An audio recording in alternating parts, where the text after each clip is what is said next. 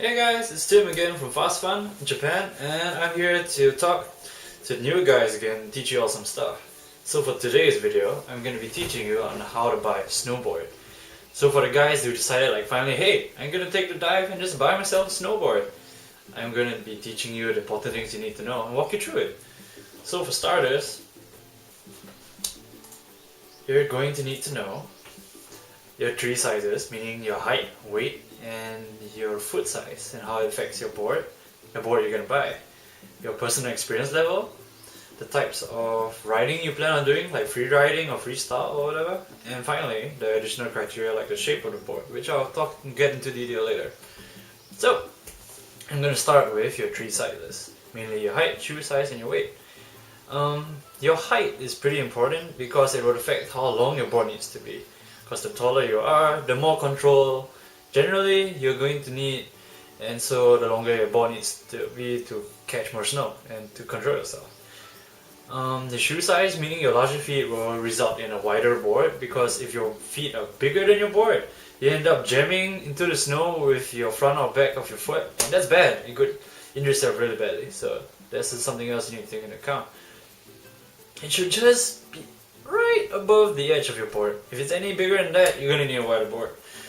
Next, for weight. For heavier riders, you should always get a longer board because it'll be more stable for yourself. Unless you like short boards, that's fine.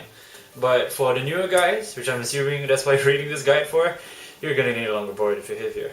If you're lighter, well, a shorter board's fine. It helps with your control, and you don't need that much stability if you're that light, so that's alright. Right. So, the personal experience level does affect the type of board you're going to need to buy. Because generally most boards fall into 3 to 4 skill brackets, from beginner to about intermediate, advanced, and an expert. So if you can see the table that I put up down there, you'll see the charts that most websites use to generally categorize the boards into. So if you're a beginner, meaning you've never snowboarded, you cannot really link turns, stuff like that. Intermediate, meaning you can sort of link turns. Advanced, meaning you're pretty good, but you're not too sure about jumps. And expert, well, if you're an expert, you wouldn't be asking. So, you can use these 4 categories to search on snowboard shops for recommended boards for your skill level, usually. Right, so the next thing, your riding style. It might not seem like a big deal at first, but depending on what you plan on achieving with your board, it will affect the kind of board you want to buy. So for starters, if you are only planning on free riding, or basically riding down just the mountain, not parks, not rails, boxes, whatever, just the mountain, your board will usually be very long and stiff, not so bendy to ride the snow. It is versatile in the sense that you can still ride park with the board, but it will not be meant for park per se, because it is not as bendy. Yeah. So next will be freestyle. So where all the real Thorstein Hogmo shit is at. So rails, boxes, jumps, big air, all that crap. Then you get a freestyle board. Usually how these boards work is that they are stable and they are very bendy. So it gives you more control for jumps, and it's usually shorter and a little wider to help you catch your balance in case you hit a bad jump. So this is the kind of board you'll be getting. Next up, we have carving boards, or alpine boards as some call it. Typically it's about narrow, very very narrow, and very long. It looks like a pair of skis jammed together and made into a snowboard. Usually these are not for beginners, they are for people who know exactly what they want for carving in backcountry.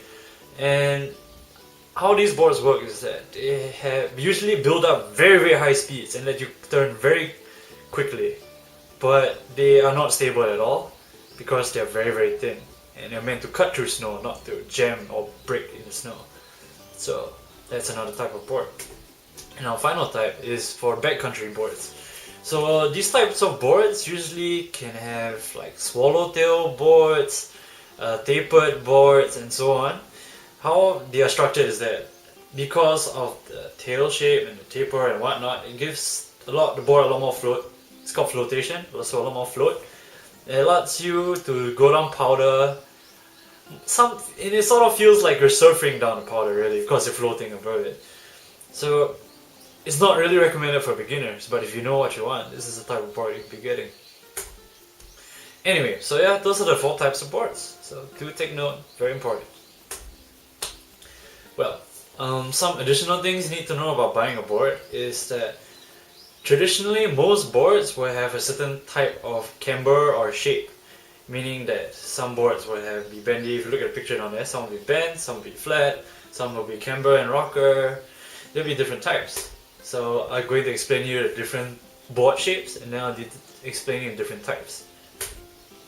So the first type will be camber. If you take a look at the picture on there, it's basically a bend away from the ground, not toward, away from the ground, a little bit like a roof. So both ends of the board will be in contact with the snow, and the middle will be slightly lifted. Next we have the rocker or the reverse camber, meaning that only the center part of the board will be touching the snow, and so the ends of the board will be in the air. Typically not recommended for park. You usually use a camber for park, but sometimes you can use this, like a freestyle rocker. And finally we have a flat, which is otherwise known as zero camber, meaning the board is completely flat on the floor. Yeah, completely flat on the floor. So next up we have shapes of the board. Some boards are actually designed to go 2 ways, meaning riding switch, meaning you could ride regular or goofy depending on your park trick or whatever. But some boards are meant as a directional board, so you're only really supposed to ride it one way. Like a swallowtail board, you cannot ride it the other way, you snap off one of your tails. So yeah, not really meant for beginners, meant for if you really knew that's the type of board that you want. A twin-tip snowboard is, like I said, meant for riding switch, so you can ride goofy and regular. And finally you have a directional twin board, meaning that, for example, you have a tapered board that is still twin-tipped, so it's really meant to go down one direction, but because it's twin-tipped you can still ride it switch, just won't feel as great, that's all. Right, so that's it, that's the end. I hope this video helps some new guys with their decision on what kind of board they should be buying. Feel free to like, comment, subscribe. Leave us a message if you want to ask any more questions about how to buy a snowboard. And I hope this video helps you out. Yeah, so I'll see you. Bye.